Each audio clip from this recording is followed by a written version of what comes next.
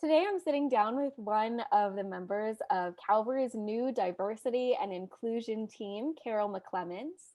And she's just going to tell us a little bit about herself and what this team is at Calvary. We're going to be doing videos like this for the next couple of weeks so that you, the congregation, can get to know the work of this team and why diversity and inclusion and equity are such important things in our community and also right here at Calvary. Hi, I'm Carol McClemens, preferring she and her, and I'm happy to be part of this inclusion and diversity team. I've been interested in interracial dialogue for a long time. A friend of a friend is director of the Diversity and Inclusion Program at the YWCA in Wilmington. Through that organization, I have been able to participate in some book studies, some discussion groups, read some good books, watched some videos, learned a lot about things like institutional racism, white privilege, white supremacy, many things I was already aware of, but some things really shook me.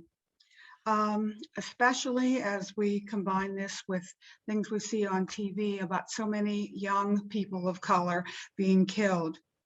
Most especially, I saw how difficult it is to simply navigate the world we live in from the perspective of a person of color. As a Christian who happens to be a Lutheran, I believe that every person across all time and space is a beloved creation of God.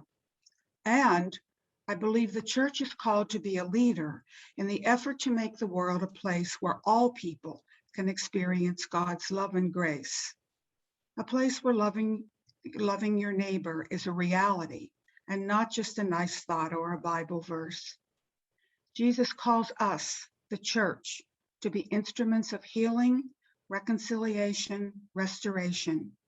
You and I are those that he is calling. My hopes for this group are that we can find real ways to be agents of the change we need to see to make our community a safer, fairer, more equitable place for all people. And I'm also hopeful that we can interact with other communities of faith in this area. Statistics from the Chester County Community Foundation illustrate that communities across our nation are simply a more dangerous place to live if you are a person of color. But changes can happen. For many years, I was a volunteer and a board member of the Domestic Violence Center. 40 years ago, an abused person would call the police for help and be told that they couldn't interfere. It was a domestic situation and they could do nothing. That has dramatically changed because of concerned and committed people and agencies like our Domestic Violence Center. Laws have changed.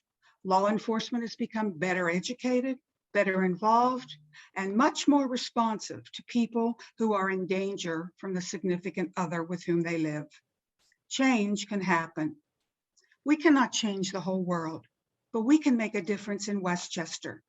And I believe that Jesus calls us, the church, to be a leader in this effort. Today, I'm sitting down with one of the members of Calvary's new diversity and inclusion team, Shelley Danishevsky, and we're going to be talking about what this team is, why it is important to talk about diversity and inclusion, and what this team means for Calvary. Hi, I'm Shelley Danishevsky. I am a member of Calvary for 10 years, but I'm also a high school teacher. So that's part of one of the reasons why I was so interested in being on this team. I have some experience working with especially high school kids and working with inclusion and things like that. So I really just thought it'd be a good fit for me because I do have a lot of information to share. I'm by no means an expert. My personal pronouns are she and her. But I just was very interested in really trying to see how we can make our church more inclusive. And that is why I decided to join the team. Stay tuned for more videos like these in the next couple of weeks to learn more about this team and who is going to be part of this work and helping Calvary to fully embrace equity and inclusion and diversity in our congregation and beyond. Thanks so much.